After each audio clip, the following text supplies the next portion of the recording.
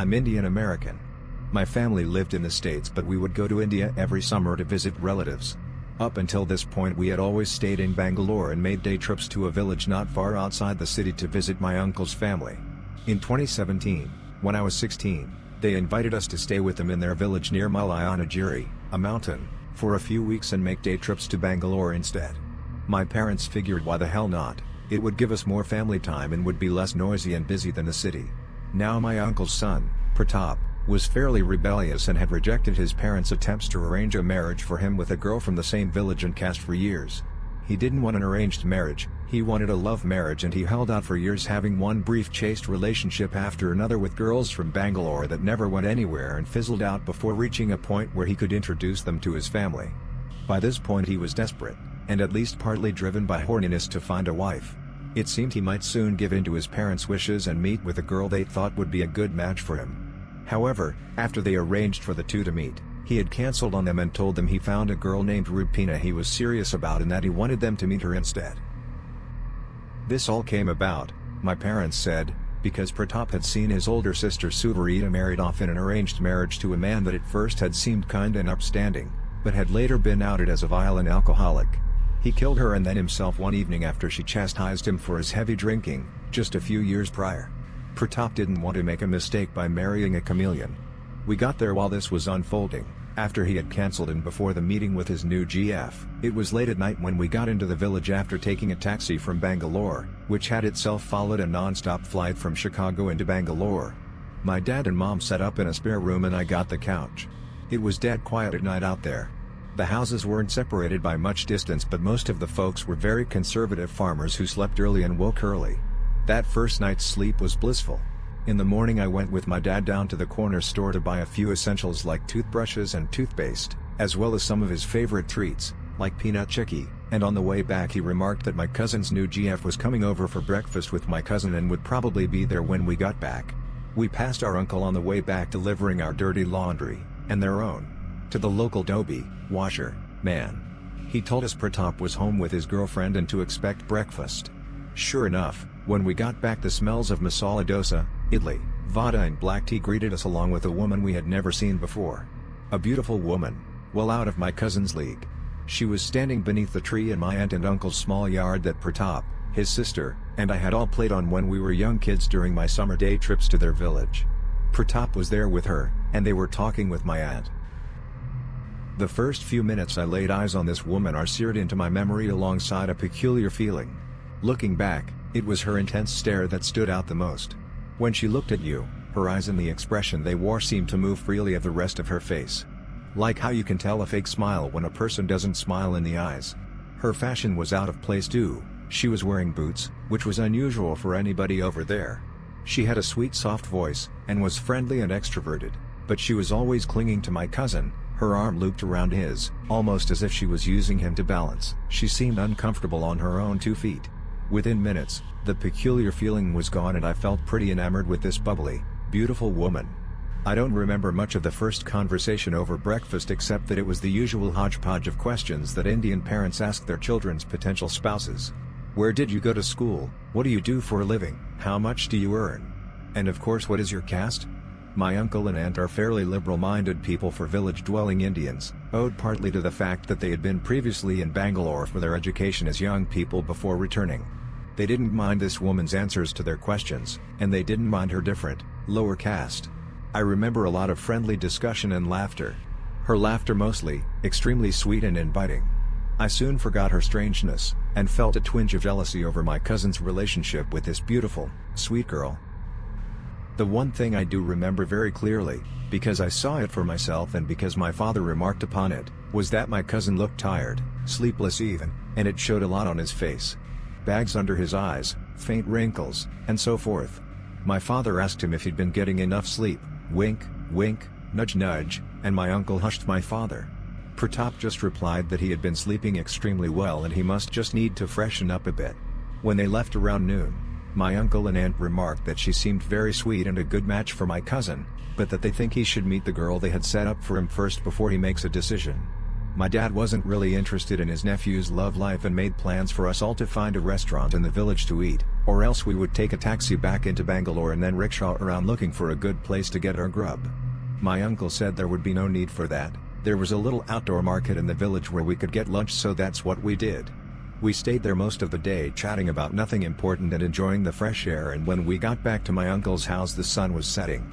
We had been eating all day, so none of us was hungry, so we had some tea and relaxed in front of the TV watching ridiculous Kannada movies. Near midnight my uncle and dad retired to bed and I turned off the TV and curled up on the couch not long after.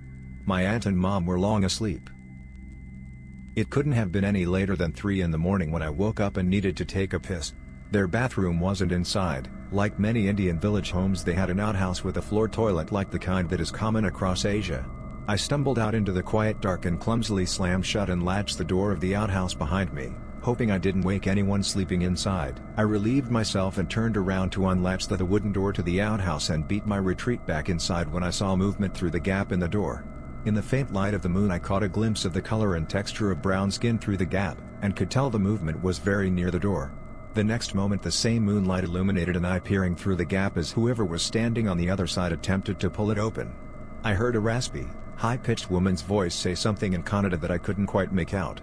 I was so startled by the gaze of a stranger and the sudden, forceful attempts to yank the door open that I yelled out loudly, "What the fuck?" and must have woken up my father, because I heard the door to the house open again and he came out asking if I was alright. The eye, and whoever it belonged to, had vanished into the night. I unlatched the outhouse door when I heard my father's voice nearby and stumbled over to the porch where he was standing. He asked me what was up and I relayed to him the encounter I had just had. He cocked an eyebrow while listening and then said, "You were probably just half asleep." By this point the adrenaline was wearing off and I asked him about what I thought the figure on the other side of the door had said to me. Sundara, I didn't speak any Kannada. I regret not learning, but my parents never spoke it at home except in India. My dad told me it means handsome and laughed. Even in your nightmares the girls are eager. I didn't find his jokes about it funny, and I was still shaking a bit from the encounter. We went back in, locked the door, and went back to sleep. It took me an hour to fall back asleep, aided by the last remaining bits of jet lag. The next morning Pratap came over for breakfast again, this time without his GF. He looked even more haggard than before, like he had been under an extreme amount of stress. In his hair I caught the glimmer of a bit of gray. His parents asked him to meet with a girl they thought would be good for him, and after much cajoling he finally relented and was convinced. My uncle asked him where his GF was and he said she had gone back to her village up Malayanagiri for a few days to see her parents. My parents and his parents exchanged skeptical glances. After Pratap left I asked them what that had been all about, and that's when my aunt and uncle told me that there are no villages up Malayanagiri and that Pratap must have misheard his GF. I shrugged, but my parents seemed uneasy when before they had been fairly light-hearted. The meeting my aunt and uncle set up for the coming Saturday was 3 days off. The day before the meeting my aunt and uncle received a frantic, shrill phone call that I later learned was from the mother of the woman Pratap was to meet. She was in a panic and crying as she asked my aunt if she had seen her daughter recently. It turns out the daughter had gone for a walk to the village well earlier in the day and had not returned. Her bucket was found overturned beside the well, its water spilled. In the mud near the exterior of the well were found a single pair of footprints, leading away from the well. The village headman was going house to house and organizing us into a search party. Pratap was at home at this time and we all joined in the search but turned up nothing. The disappearance of this girl cast a shadow over our trip and we felt uneasy staying in the village, so my dad made arrangements for us to leave on Monday. It was Friday night. Pratap left early the next morning before I got up, as his GF was back in the village and the two of them took his moped into Bangalore. It was a nearly 5-hour trip, but he could not be dissuaded despite the recent tragedy. We watched him ride off to pick her up and figured we wouldn't see him again until after we had made our way to Bangalore.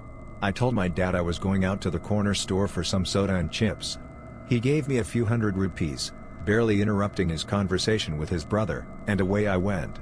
About halfway there I saw something that gave me reason to pause.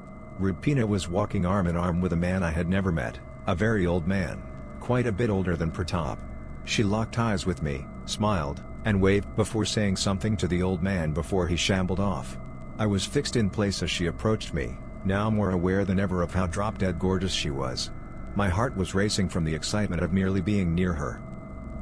She greeted me and I asked her what she was doing in the village, as I thought she had gone to Bangalore with Pratap. but she told me they had stopped for drinks for the road first, and that he was waiting for her. I asked her who that man was, and she told me he was her father. I didn't have any reason to doubt her, and it made sense to my horny, distracted 16-year-old brain, so I just nodded and she patted me on the shoulder and stumbled off. But there was something else I had noticed, that I began to notice even more as she walked further from me. Her gait was awkward and unnatural, like she had trouble taking each step.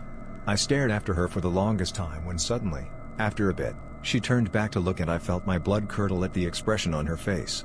Because there was no expression. It was as if her eyes were dead and the muscles in her face had been completely relaxed. Everything drooped. But I remembered the face she wore when she saw that I was looking. It transformed into the most sinister, wolf-like stare I had ever seen, as the skin pulled back well beyond its normal tautness. I felt myself transfixed as she stumbled awkwardly forward, all the while staring back at me until she turned down a far street and disappeared behind some distant houses. I didn't dare turn my back until she vanished. Then I booked it back home empty-handed. When I stumbled inside, I found my parents and aunt and uncle in an excited state. My uncle was holding an axe and, to my surprise, Pratap was there. They were heatedly discussing something in Kannada for a few minutes before they noticed I was home. It was then that my parents filled me in. Pratap had not gone to Bangalore with Rupina. He had left on his moped to pick her up for the trip, but had caught her in the company of another lover, a man much older than himself. They had argued and she told him he would get over it soon enough and accept her for who she is. She told him that her love with Adesh was true love like what they had, and he should understand. Pratap, upon hearing this, had come running back home and left her there with the old man. Then my uncle informed me that the much older man, Adesh, was the name of a teenage boy who had gone missing from the village just 2 years before, after he went up Malayanagiri by himself one afternoon. That upon hearing of his decrepit, elderly appearance, and bearing in mind Pratap's more and more haggard look, they had finally asked him if he had been sexually active with Rupina, which he replied in the affirmative. They then knew. Knew what? I was left hanging for a moment before my uncle told me that Rupina was not a living woman. The way she walked, her uncanny beauty, and the way that any man who touched her ripened like a fruit left out in the sun, gave away her true nature. She was a hurl, the vengeful spirit of a wronged woman. And they were going to kill her. Either they were very crazy or they were very right, and I was torn between both possibilities. I voiced my doubts, and my uncle glanced out the window at the tree in their yard. The same tree that Suvarita, Pratap, and I had climbed and laughed on together as children. He showed me the axe in his hand. We will find out the truth soon enough. And out the front door he went, making a beeline for the tree, where he swung the axe back and then toward the tree. I shit you not, the moment that axe wedged itself into the trunk of that tree, a shrill wailing started up in the distance toward the mountain. This only seemed to further excite my uncle as he swung furiously at the groove in the tree again and again, until he had nearly worn through it. With each swing the wailing drew closer, but was still distant enough that we could not witness its source. The wailing was at its height now, and some villagers, including the headman, had gathered to watch my uncle cut down the tree. "I'm sorry, Suvarita, I'm so sorry. Forgive me, he kept saying in Kannada, later translated by my father to me. When the tree was felled, the wailing stopped abruptly, and my uncle, covered in sweat, collapsed at the stump and cried. His wife joined him and they cried together there. Thankfully, nothing else came up over the rest of the weekend, and on Monday we took a taxi into Bangalore. We did not see Rupina again before we left, and as far as we know she was not seen in the village again after we had gone. We didn't make any more trips out to the village while we were there, and I haven't been back to India since. I saw my aunt and uncle one last time when they came to Bangalore with Pratap to see us off the day of our flight back. Last I heard, Pratap is happily married to a woman from the same village, of the same caste, in a union arranged by their parents.